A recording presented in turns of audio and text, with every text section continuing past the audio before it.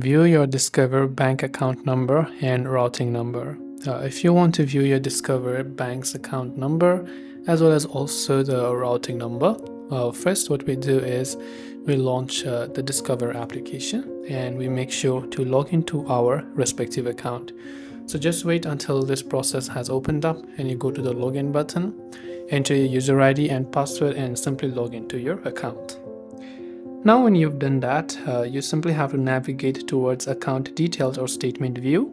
Then your account and routing number will be displayed on your account information or your statement. The other way you can also find your account and routing number is through your check. So your account number will be typically located to the right of the routing number and to the left of the check number. And the routing number, which is your bank routing number, is a 9-digit number usually found at the lower left of your check. And these are some of the ways on how you can view your Discover bank account and routing number. That's all for this video. Thanks for watching and see you in the next one.